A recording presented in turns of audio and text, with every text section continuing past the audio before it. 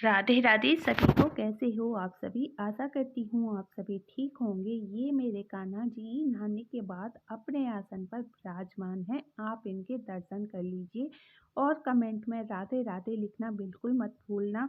और ये सुबह का टाइम है। और ये देखिए हम दीप के लिए क्या क्या चीज़ें ले गए हैं। ये 3 पैकेट तो हैं बैलून के और 2 पिचकारी हैं बंस और दीप के लिए। और ये सारी चीज़ें हम उनके लिए होली के लिए ले गए थे, क्योंकि ना उन्हें होली का फेस्टिवल बहुत ज़्यादा पसंद है। तो वो बहुत दिन से इसका इंतज़ार कर रहे थे, मम्मी होली आएगी हम आपसे होली खेलेंगे। वो होली खेलने के लिए बाहर नहीं जाते हैं, हमारे साथ ही वो होली खेलते हैं। तो उन्होंने क्या किया था, ये सुबह से ही होली खेलने के लिए सारी चीज़ें निकाल कर रख रहे थे और कह रहे थे मम्मी आप तो हमारे लिए बहुत सारे कलर ले आए हैं, लेकिन ना हम गुलाल ज़्यादा ले गए थे। गुलाल से होली खेलते हैं ना तो कोई भी इतना नुकसान नहीं होता है, क्योंकि ये कलर जो होते हैं बॉडी पर लगने के बाद इनसे एलर्जी होने का भी डर रहता है। और ये देखिए इसमें था कलर, तो वो कलर देख के काफ़ी खुश हो रहा था। ये पहले से ही उन्होंने मंगा कर रख रखा था। और गुलाल हम लेकर गए थे तो कह रहा था मम्मी हम कलर वाली भी होली खेलेंगे। उन्हें होली खेलने का बहुत ज़्यादा शौक है। और ये था गुलाल, तो कह रहा था मम्मी हम गुलाल से पहले कलर वाली होली खेलेंगे।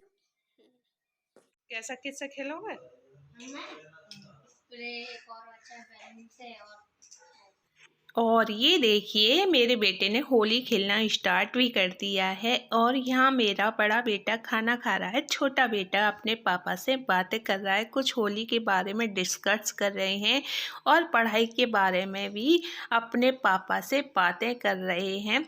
तो ये अपने पापा से इस तरह से ही बातें करते हैं।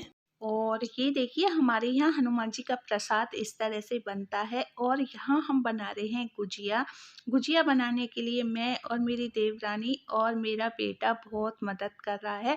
इस तरह से हमने गुजिया बनाई थी और मैंने एक बार बताया था बेटा इस तरह से गुजिया भरनी है, और उन्होंने सारी गुजिया बहुत अच्छी तरह से भरी थी। क्योंकि गुजिया बनाने में ना काफ़ी टाइम लगता है, 2 या 3 जनों से ही ये बनती हैं। खाने में तो काफ़ी टेस्टी लगती हैं, लेकिन बनाने में बहुत ही मेहनत लगती है। और ये देखिए छोटे छोटे हाथों से मेरे बेटे ने कितनी अच्छी गुजिया बनाई हैं। उन्हें बहुत ज़्यादा शौक है गुजिया बनवाने का, और हमसे बहुत दिन से पूछ रहे थे मम्मी आप कब गुजिया बनाओगी। तो हमारी गुजिया होली वाले दिन ही बनी थी, क्योंकि टाइम नहीं मिला था हमें, बहुत सारे काम थे। और मेरे हस्बैंड की ड्यूटी लग गई है, बोर्ड की जो कॉपी चेक होती है वहाँ। तो हम होली से एक दिन ही पहले आए थे। फिर हमें घर में बहुत सारे काम होते हैं, मैं और मेरी देवरानी जो घर के सारे काम थे उन्हें कर रहे थे, लेकिन गुजिया बनाने का सिर्फ हमें एक दिन ही होली वाले दिन ही टाइम मिला था। हमने सोचा कि हम चलो गुजिया बना लेते हैं। ये ना टाइम बहुत लगता है, इन्हें बनाने में बहुत अच्छी लगती हैं लेकिन खाने में थोड़ा, जब घर में 3-4 जने होते हैं तो जब बनाते हैं जल्दी भी बन जाती है। तो इसमें मेरे बेटे का बहुत ज़्यादा सहयोग है, उन्होंने बहुत सारी गुजिया बनाई थी और बहुत अच्छी तरह से बनाई थी। और जैसे कभी मेरी तबीयत ख़राब हो जाती है तो मेरा बड़ा बेटा इतना समझदार है, वो मेरी काफ़ी मदद भी करता है। छोटा बेटा भी समझदार है लेकिन वो अभी बहुत ही छोटा है। तो इस तरह से जब बच्चे बड़े हो जाते हैं, मम्मी पापा की फीलिंग समझते हैं तो बहुत ही अच्छा लगता है। और यहाँ देखिए ये मेरी सासू माँ है, ये मेरी देवरानी है, और हम बना रहे हैं देखिए ब्रेड पकौड़ा और पकौड़ी, और ये पनीर की पकौड़ी। और ये देखिए आलू की पिट्ठी बनके रेडी हो चुकी है। और ये देखिए दही वल्ले भी बनकर रेडी हो चुके हैं। इस तरह से हमारे यहाँ दही वल्ले बनाते हैं खट्टी सॉट और मीठी सॉट के साथ।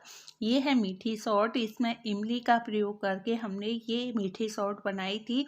और ये देखिए जैसे हम पकौड़ी बनाते हैं उसके ये छोटी छोटी जो बुंदकी सी रह जाती है, इन्हें रायते में प्रयोग कर लेते हैं। और ये दही वल्ले बनाए थे, ये है दही वल्ले हमारे।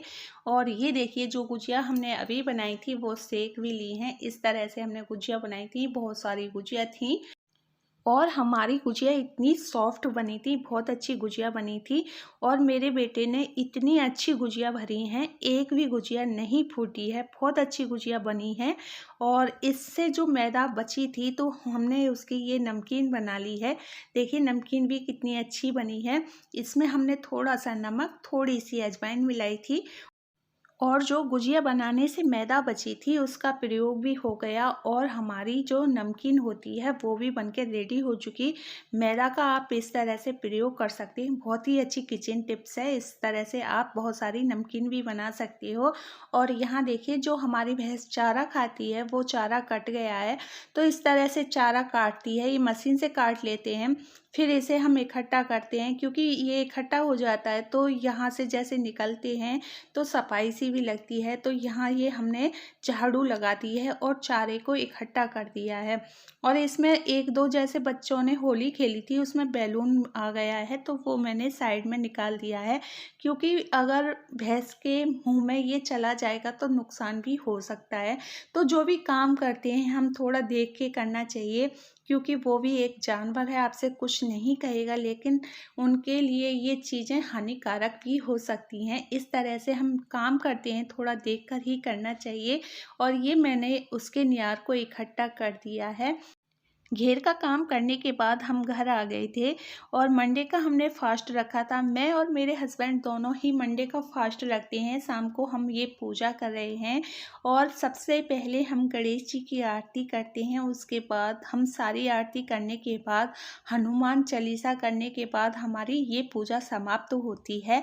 आई थिंक आज की वीडियो आपको बेहद पसंद आई होगी। पसंद आए तो प्लीज़ एक लाइक करके वीडियो को शेयर कर देना और चैनल पर पहली बार आए हो चैनल को सब्सक्राइब कर लेना। Thank you for watching.